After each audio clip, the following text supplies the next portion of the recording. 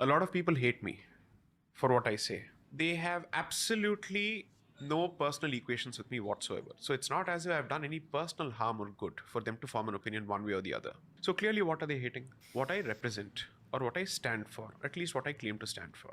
I would apply that logic to a significant extent to Mr. Modi. Most people don't know Mr. Modi on a first hand basis. So, what is it that they are hoping, or what is it that they are actually channeling their anger towards? He, according to them, represents the crystallization of Hindutva at the highest level possible, political Hindutva, which is to say, where state power is openly Hindu. Allow me to say this, and this is my biggest criticism both of the left as well as the government establishment. They are, first of all, not Hindu enough. These guys have made them look Hindu thanks to their criticism. So first he said, everybody hates him for what he stands for. Then he conflated it to include Mr. Modi somehow and said that is exactly why people hate Narendra Modi also, because nobody knows him personally. And then he went on to essentially talk about how the BJP is not right enough for him. The prefacing of why people hate him, he initially said, hey, I don't know anyone personally. He didn't need to say that at all. Like, nobody. See, I've never met either of you personally. What I don't like about you, if I don't like something about you, is obviously going to be whatever you represent. So, him actually saying that, I felt was redundant.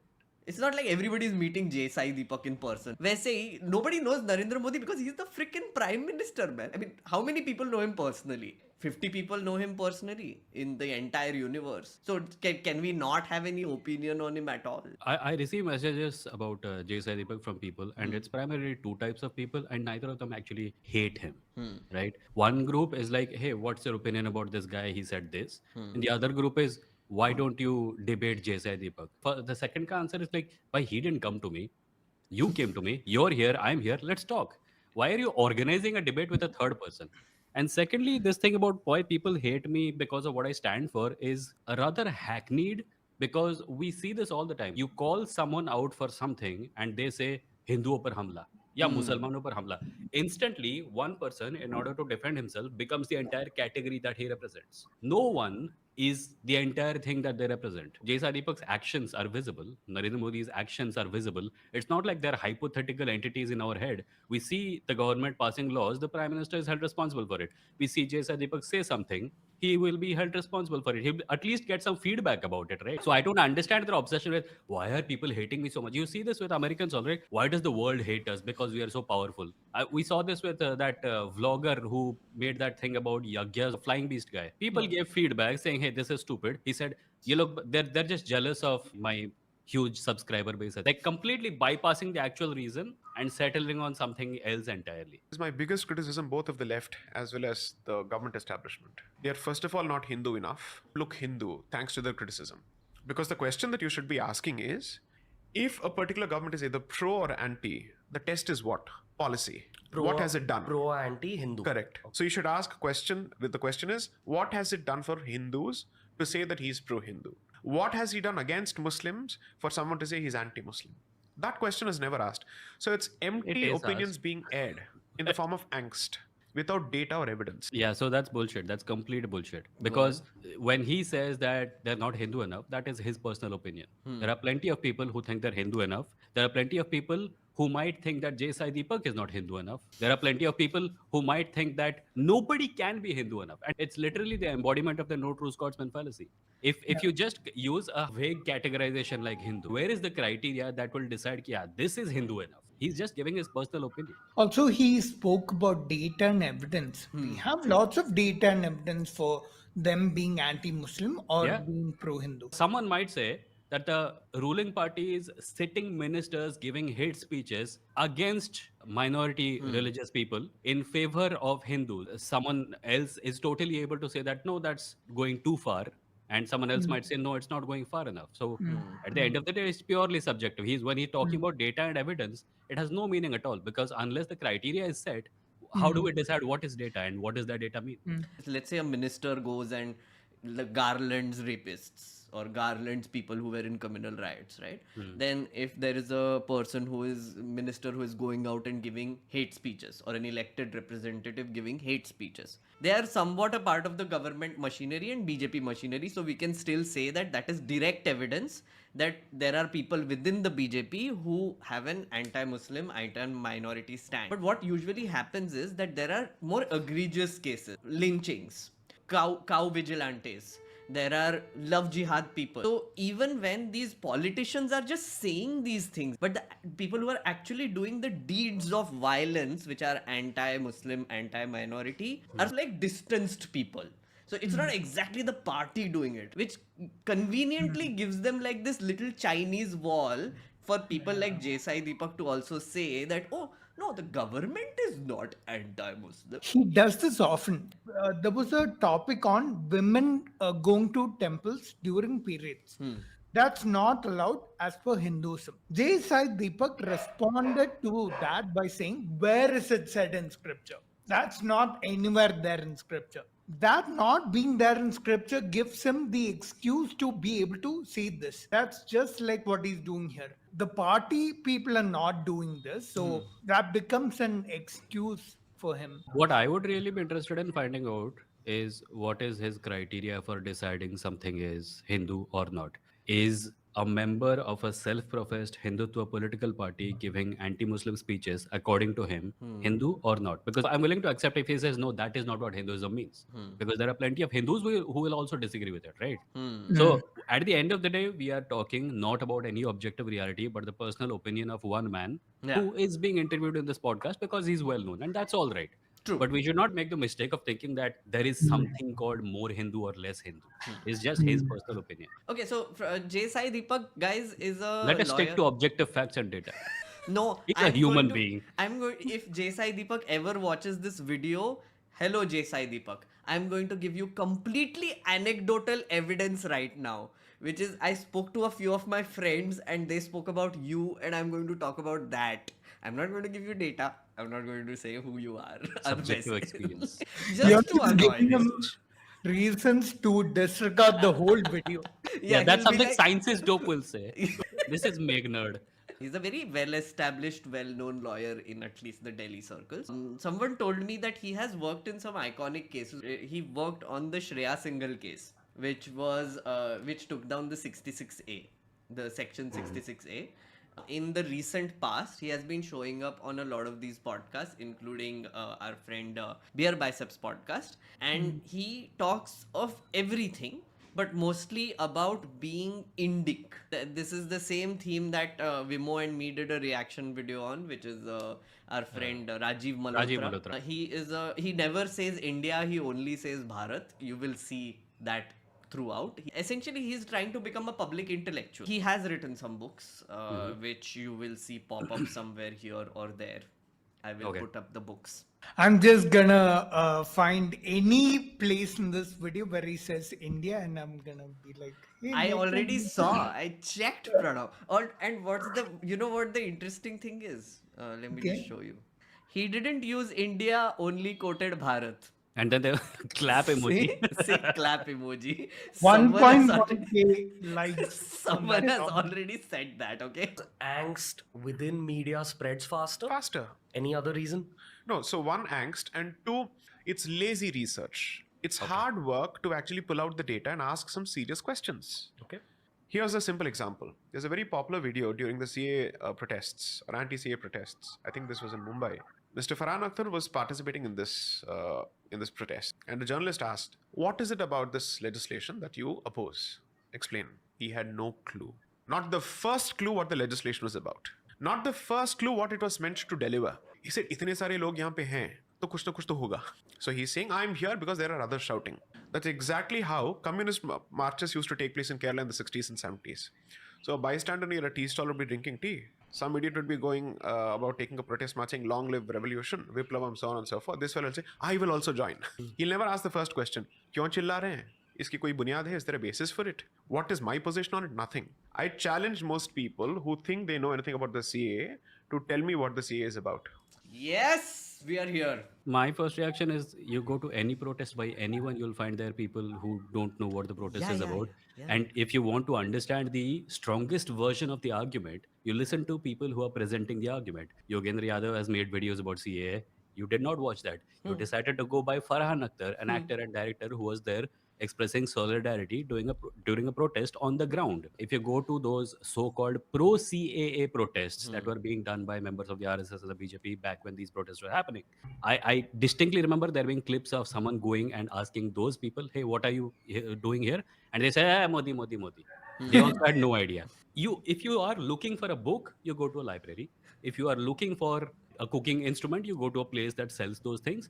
You don't randomly point at someone, use their temporary ignorance on the matter as the foundation of your argument against the entire thing. That's lazy and, might I add, dishonest. Yeah. Yeah, this is like using anecdotal evidence to show that alternative medicine is effective. Yeah. I saw that clip which is pointing out, right? And Farhan Akhtar doesn't say that I don't know anything about the law. He says that, there are so many people here, there are so many people screaming. I cannot give you many details right now, but there are people here gathered for a reason and And they are angry. that makes that clip exactly what he needs to make this kind of a silly argument. Opposition is to raise your voice against something is absolute democratic right. Yeah, people are raising their voices, and I subscribe to the view that there seems to be a certain amount of discrimination in what has been planned and what is happening.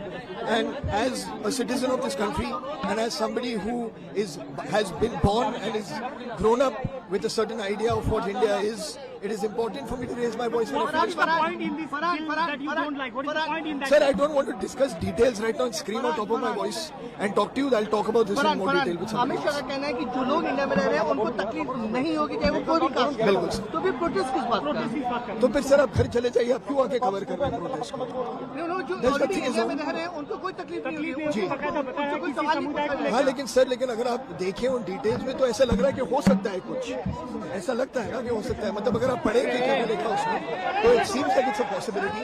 And people here, why would so many people be concerned? If everything was okay, why would so many people be concerned? Not just in Mumbai, in Assam, in Delhi, in Bangalore, in Hyderabad. Why are people concerned? He's doing a straw man and he's taking anecdotal evidence. But also, Pranav, even if Farhan Akhtar doesn't know what is in the bill, Yeah. right? I That's feel not like even the point, yeah, even still, he deserves to be there. He gave that example of that Kerala fellow communists do this, which is like he sees like a march going by and then he's like, oh, I'll also join. I don't know why. But most marches are anti-establishment, right? Yeah. And if people are angry, they join marches. It's as simple as that. No, even if you ask J Sai Deepak, you are having a march for some cause, will you set up a gateway where you make people give examinations? Ki you need to have complete knowledge about what we are protesting about in order to join it. If he says that, I'll totally be on his camp. Because I'm pretty sure that nobody does. Half the people who are doing the pro-CAA protests, a law is brought by the government. People who support the government are protesting against people who are protesting against the government. It's ridiculous in its own right. So I spoke with Arif Hussain about CAA. You can see it on my longest podcast. It's 4 hours long. But to make it easier for you, there are timestamps, and I've clearly marked the parts where we're talking about CAA. So you can just watch that for reference. I believe he made a distinction between both CAA and NRC. And I think he gave examples of people in Kerala who are Pakistanis by citizenship, who can speak Malayalam fluently, who have lived in the land for so many years.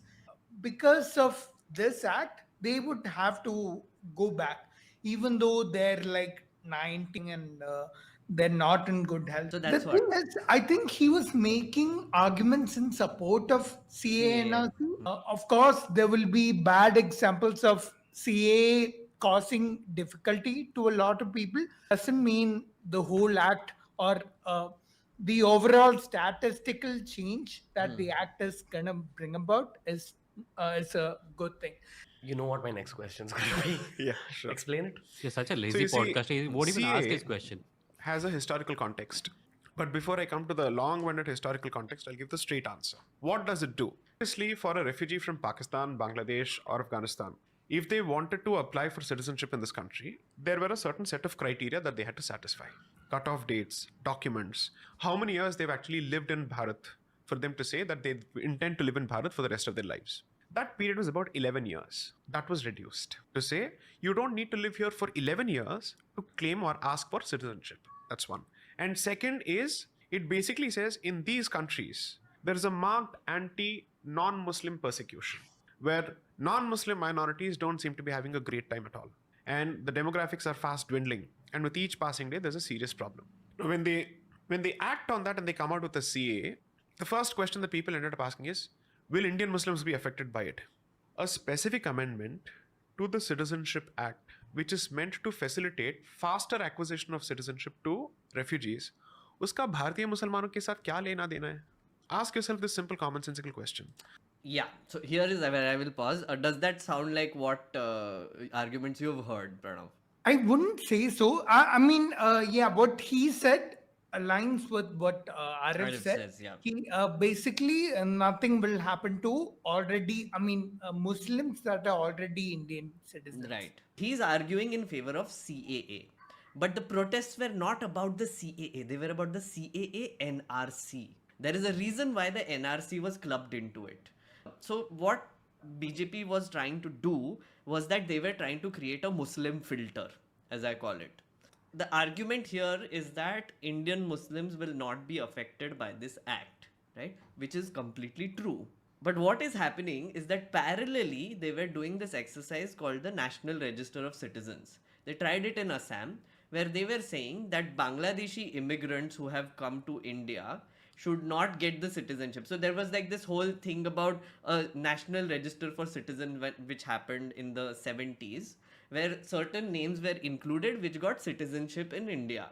In Assam, what they've been saying is that we should go back to that register and check who are the descendants, and they should be the only people who have citizenship, because other than that, everybody is an illegal immigrant. What they were trying to do is create this NRC. They tried it, they did it for 2 years, and when the data came out, they found out that a lot of illegal immigrants ended up being included in the NRC, and a lot of even BJP supporters and Akhtar Hindus ended up getting excluded from the NRC because of data entry errors. The people who were collecting the data were asking for documents to prove that their ancestors came from, they were a part of India, etc. A lot of people didn't have it, so they were not in the list. A lot of BJP people got pissed. A lot of Hindus were excluded from it. What happens is, if you do an NRC, let's imagine a nationwide NRC is done. There are many data errors that happen, and people end up getting excluded. Even people like you and me end up getting excluded. The thing is, by the usage of CAA, we will immediately get our citizenship back.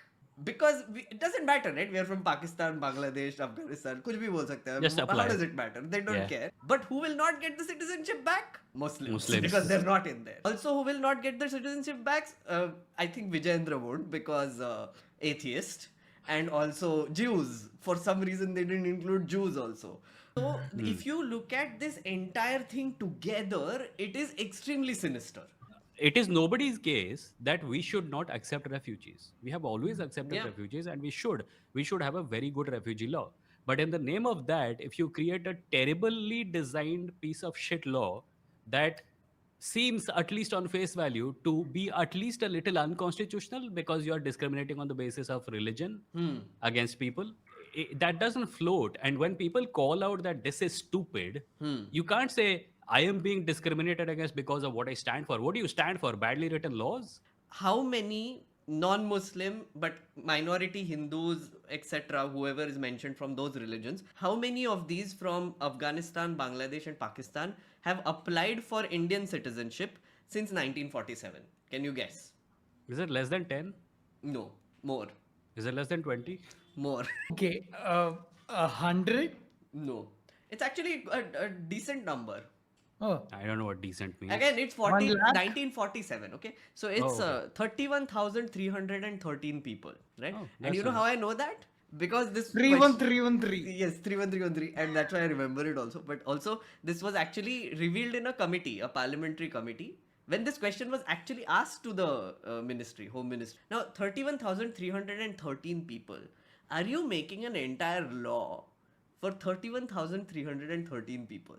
Because those are the only ones who have applied. When Amit Shah was asked this question, ki, are you making a law for only these people? He said, no, lakhs and crores of people will benefit from this.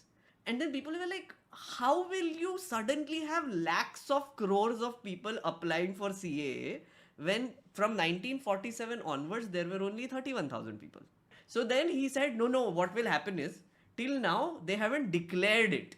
So once we pass this law, is when People there will will be come a host thronging of into- there will be people who will come and they'll be in lakhs and crores. Now that Where's the is data for that? also that's why I know Vibho, like that is what raised my radar first, which is like, where will lakhs and crores of people come from? If an NRC is done, there will be lakhs and crores of people that will come. There will be me, maybe I will be a part of those lakhs and crores of people because I will have no other option. Imagine the plight of a BJP supporter who's like, yes, CAA-NRC, and then he finds out that he's no longer a citizen and he has to apply, and he has to be thankful for the entire hassle of being declared illegal and then applying to be illegal, applying to be legal and then becoming legal. Yeah, thank you for making me do 7 months of work for something that was not at all required. जैसा था वैसा ठीक था, फालतू में इतना भगाया.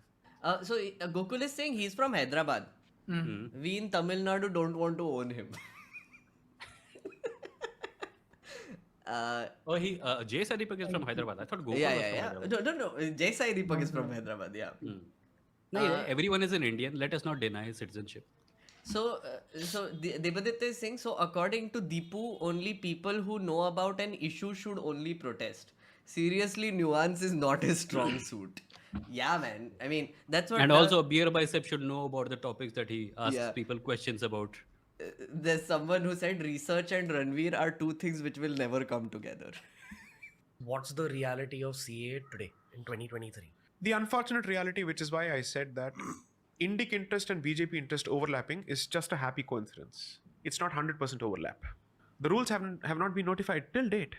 At the very least, to the best of my limited knowledge and decent memory, 6 extensions have been sought from the parliament to come out with the rules to implement the CA.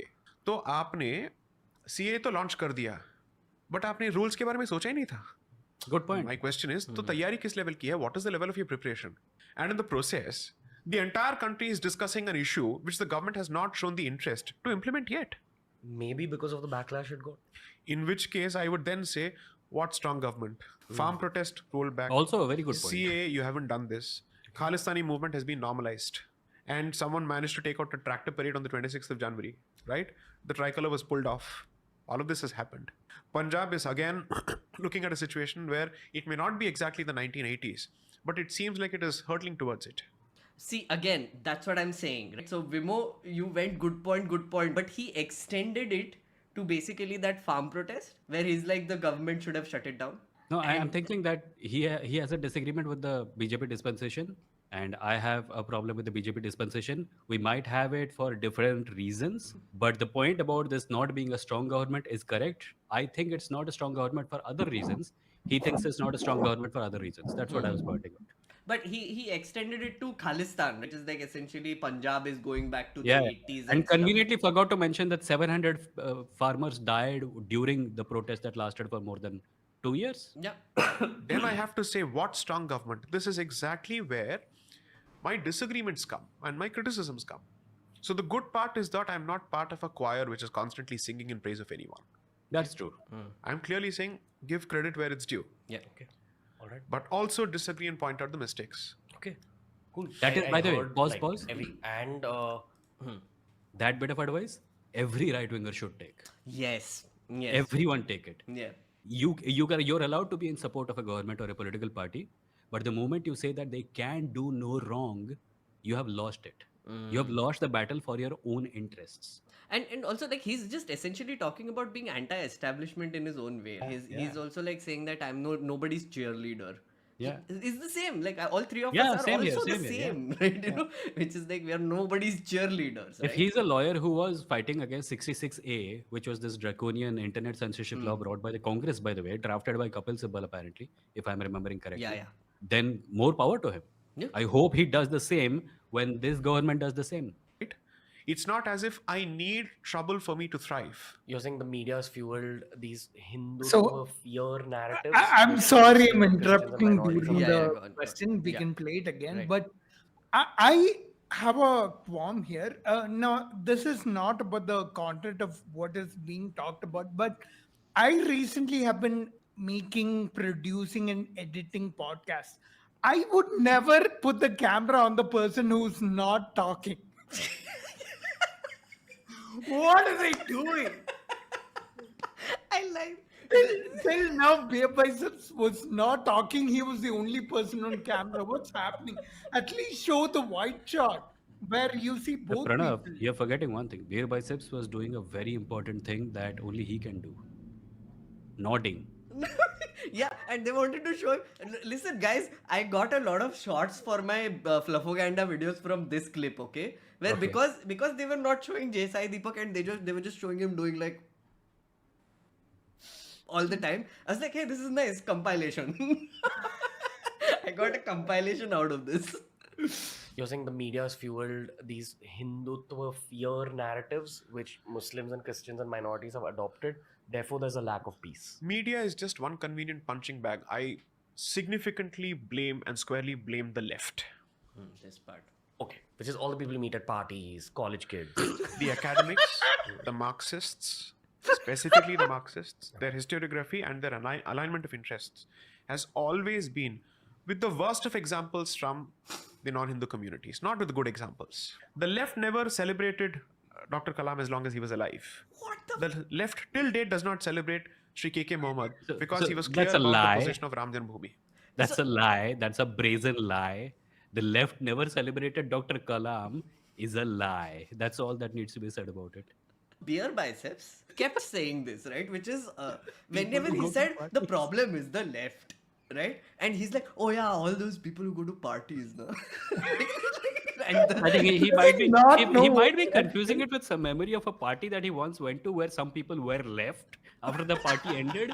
I don't know what he means by people who go to parties are left. Did he mean leftovers? So J Sai Deepak says the problem is the left and Marxist. And then like he's like, oh yeah, the people who go to parties, no, those elite people, English speaking people. And the first time he said it was when he was like, oh yeah, I go to parties and they're like, oh, you're a right winger, and those are the people you're talking about. No, Yeah, so he might be confusing with urban liberals, I right? think so. Yeah, and Yeah, I don't yeah. think he has an exposure to anybody else other than that, right? Yeah, he has no exposure to anything other than Yeah. a mirror. I was just thinking, let's try being fair to him. Yeah. Let's try and take the most fair interpretation of whatever he said. Go on. So, does he mean political party? I think in Beer Biceps' head, he has no clue what a left and a right is. But basically, because people call him right and they say that I don't like what you do, he's like, oh, to ye left hai fir. So I think his whole thing is that if people are criticizing me, they are left wing and they are basically in one category. And then they are like also like popular narrative, right? Which is, oh, all these English speaking elite people who go to parties are left. Does this mean nobody invites beer biceps to parties? I don't think so. I've heard he's not very good at it. So Not very good at what? Parties? parties and socializing. So Oh, then he has my sympathies, money, when I'm not. so that's J Sai Deepak for you guys. Overall, what did you think?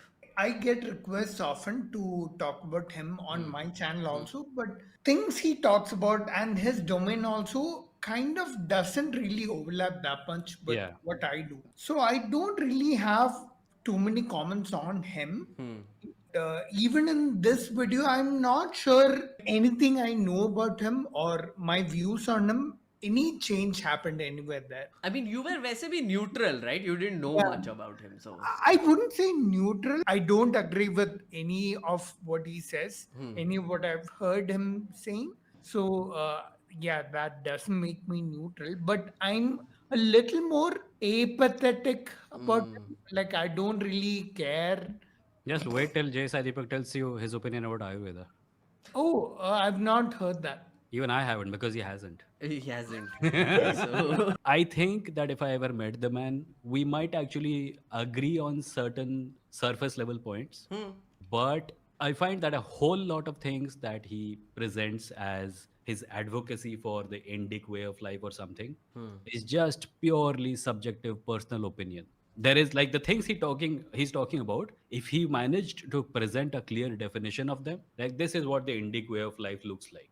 But one of my criticisms against something I saw of him some time ago was that he was saying ki decolonialize India. The idea that if you remove colonial influences, you'll be left with some pure Hindu thing is in itself very suspect, because Indian culture is not just Hindu, it's tribal, Yes. it's in large part Muslim, it's Parsi, it's Jewish, it's a whole lot of things, including Dravidian culture, which he's not a huge fan of.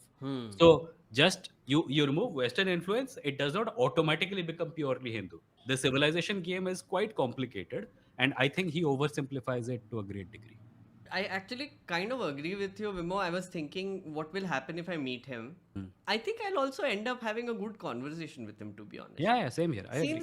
Seems like a reasonable person who will be open to arguments. Anyone who's saying, yeah, I'm a BJP supporter, I'm willing to criticize the BJP, is someone we can talk to. Yeah, exactly. And that is appreciated. Like he Yeah. said that he's nobody's cheerleader, and he did sort of criticize the BJP. But then, like, of course, he also excused them for a lot of things, like, extrajudicial killings and other things like, CAA-NRC. Oh, what did they do? They do nothing.